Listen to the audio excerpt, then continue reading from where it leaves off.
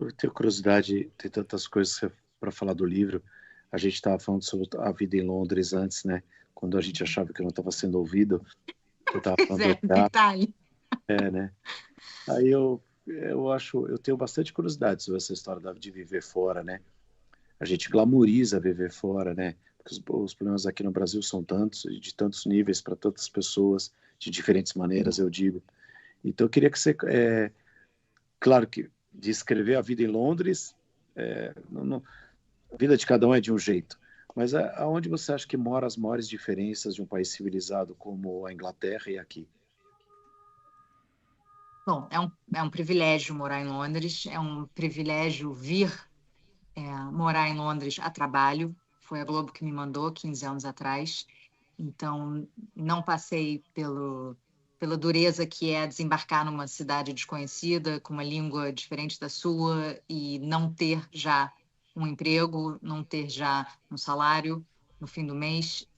Conheço muitos brasileiros nessa situação, a comunidade brasileira aqui é enorme e, e sei que é um dos maiores desafios, assim, recomeçar em outro país. Mas a minha experiência é bem diferente. Eu já tinha morado fora há muito tempo, fui criada nos Estados Unidos, inglês é minha primeira língua, então isso com certeza ajudou. É, já tinha amigos aqui e podendo ter um trabalho que mantém um elo diário com o Brasil faz muita diferença também. Eu não estou aqui isolada, amputada do que acontece no Brasil, eu acompanho aí diariamente as histórias é, difíceis de acompanhar de longe, mas é uma forma de manter um contato diário com o Brasil. Acho que isso me ajuda muito a manter a sanidade e, enfim, manter essa cultura presente até na vida da minha filha, que eu acho importantíssimo. Morar em Londres Ela é inglesa, né?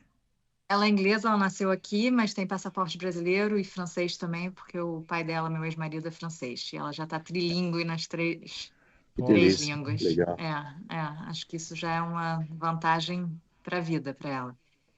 É, morar em Londres, a maior diferença que eu sinto é a segurança, é não ter medo de andar pelas ruas. Eu ando para cima e para baixo, qualquer hora do dia, levo ela comigo para qualquer bairro, não temos nenhuma restrição no nosso ir e vir. Eu acho que isso é uma diferença gritante. Eu sinto muito quando eu volto ao Brasil, a tensão que meus amigos sentem aí, a ansiedade que sentem no Rio de Janeiro. É, isso é uma Faz muita diferença, diferença. é a maior das diferenças, porque traz uma paz de espírito muito grande. A gente estava falando do banquete cultural que uma cidade cosmopolita e metropolitana como Londres, europeia, oferece. Para quem gosta, como eu, isso é um tremendo luxo poder estar nos teatros, nas óperas, nos balés, nos concertos. É, e, e também receber muitos brasileiros aqui, né? Tem muito artista brasileiro que vem se apresentar. Eu vou ver o João Gomes amanhã, por exemplo. Ah, que legal. Então, é muito gostoso estar aqui e ver o nosso país, a nossa cultura, nomes importantes para a gente sendo reconhecido aqui fora, seja nas artes, seja no cinema, como foi agora recentemente com Bem Ainda Estou secreto, né? Aqui, com Agente Secreto, claro. Então, é isso, o Brasil está na moda aqui fora. Tá na moda mesmo, as pessoas falam do Brasil, te perguntam do Brasil, mais do que perguntavam Perguntam, antes. É, perguntam sempre. É o país que você fala, sou brasileira, você é recebida com um sorriso no rosto, em qualquer situação. É, as pessoas querem saber sobre a política brasileira, claro, mas estão muito mais, eu sinto, cientes, de um Brasil que não é o Brasil clichê, que não são só os estereótipos do Brasil. Acho que tem todo, pelo menos aqui em Londres, eu sinto muito, tem todo um reconhecimento de um Brasil sofisticado, de um Brasil extremamente talentoso, de um Brasil de profissionais da maior qualidade. Então, eu vejo isso, sim, com muito orgulho. bacana. Zé, bola tua. Se você puder, os ouvintes aqui estão pedindo para você mostrar com calma novamente a capa do livro. Porque acho que quando você Nossa. mostrou a capa do livro, você estava fora do negócio. Aí, boa. Ó, esse dá pra ver. Aqui. Ai, Tá bem bonito. quero ver também. Sim. É.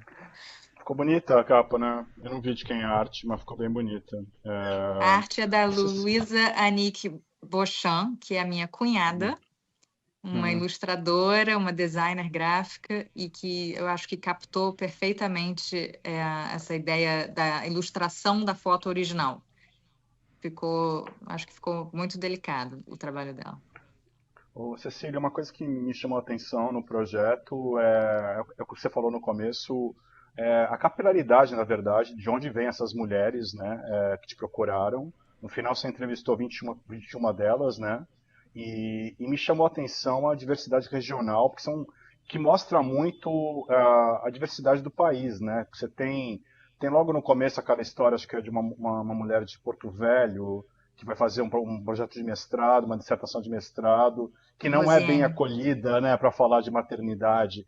Me conta um pouco sobre esse diálogo com gente de regiões tão diferentes e realidades tão diferentes, né? O Dan falou de um país não civilizado, né? O Brasil tem bolsões de civilização. Apesar que eu não gosto muito desse contraste entre civilizado e não civilizado, mas tem bolsões de privilégio absurdos e bolsões de pobreza assustadora, né? Como foi lidar com isso? Essa foi uma parte fascinante para mim.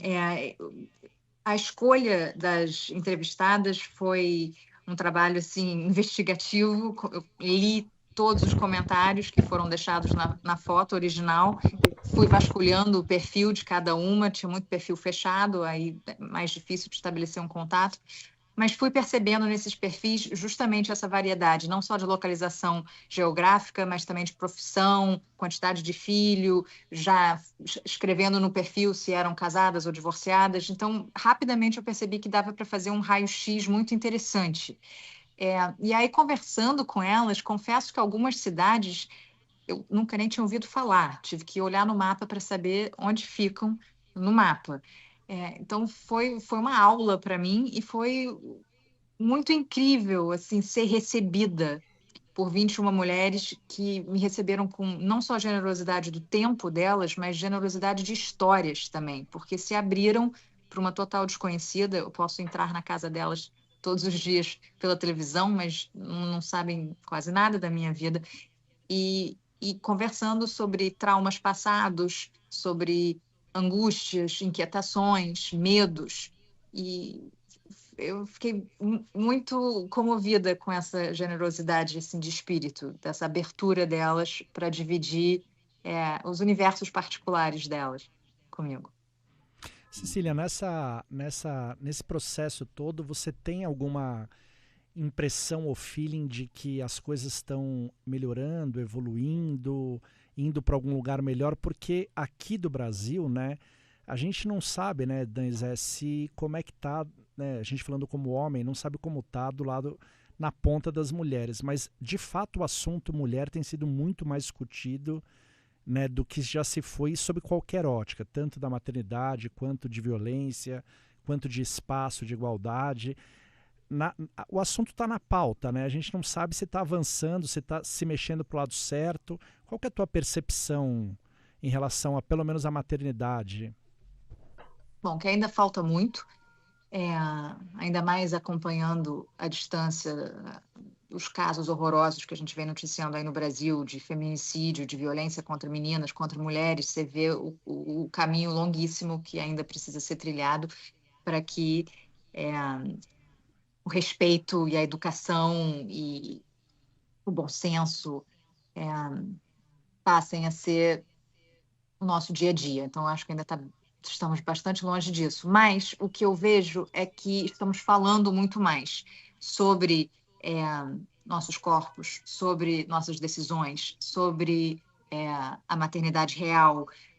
Então, quanto mais livro sobre isso, melhor. Quanto mais gente trocando experiências, quanto mais homens envolvidos na conversa, melhor. Quanto mais conversa em casa para justamente repensar esses valores, deixar de lado algumas cobranças indevidas.